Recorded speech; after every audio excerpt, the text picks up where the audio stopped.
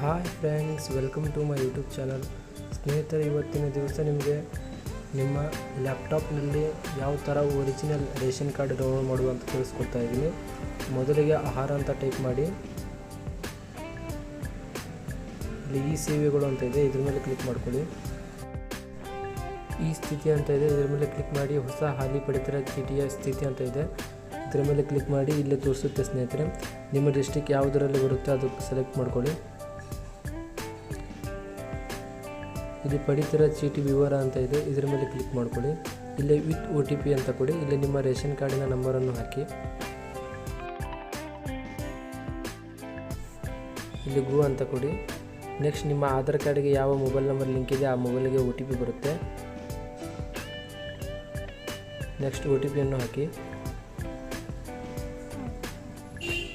ಹಾಗೆ ನೆಕ್ಸ್ಟ್ ಗೋ ಅಂತ ಕೊಡಿ. ಇಲ್ಲಿ ತೋರಿಸುತ್ತೆ ಸ್ನೇಹಿತರೆ, ನಿಮ್ಮ ರೇಷನ್ ಕಾರ್ಡ್ ಆ್ಯಕ್ಟಿವ್ ಇದೆ ಅಥವಾ ರದ್ದಾಗಿದೆ, ಅಥವಾ ನಿಮ್ಮ ರೇಷನ್ ಕಾರ್ಡ್ನಲ್ಲಿ KYC ಆಗಿದೆ ಅಥವಾ ಇಲ್ಲವಾ ಅಂತ ತೋರಿಸುತ್ತೆ. ನೆಕ್ಸ್ಟ್ ನಿಮಗೆ ಎಷ್ಟು ಪಡಿತರ ಬರುತ್ತೆ ಅದನ್ನು ತೋರಿಸುತ್ತೆ. ಇಲ್ಲಿ ವ್ಯೂ ರೇಷನ್ ಕಾರ್ಡ್ ಅಂತ ಇದೆ, ಇದ್ರ ಮೇಲೆ ಕ್ಲಿಕ್ ಮಾಡಿ.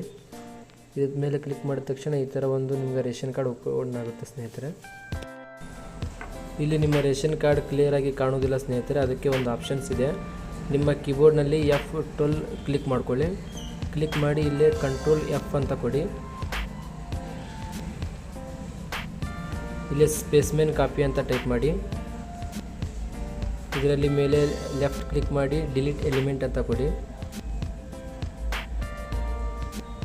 ಇವಾಗ ನಿಮ್ಮ ರೇಷನ್ ಕಾರ್ಡ್ ಕ್ಲಿಯರ್ ಆಗಿ ಕಾಣಿಸುತ್ತೆ ಸ್ನೇಹಿತರೆ. ಈ ರೇಷನ್ ಕಾರ್ಡ್ ಸ್ನೇಹಿತರೆ ನಿಮಗೆ ಬೇಕಂದರೆ ಪ್ರಿಂಟ್ ತೆಗೆದುಕೊಳ್ಳಬಹುದು, ಹಾಗೂ ನಿಮಗೆ ಬೇಕಂದರೆ ಇದರಲ್ಲಿ ಸೇವ್ ಮಾಡಬಹುದು ಸ್ನೇಹಿತರೆ. ಇಲ್ಲಿ ಸೇವ್ PDF ಅಂತ ಇದೆ, ಇದರ ಮೇಲೆ ಕ್ಲಿಕ್ ಮಾಡಿ.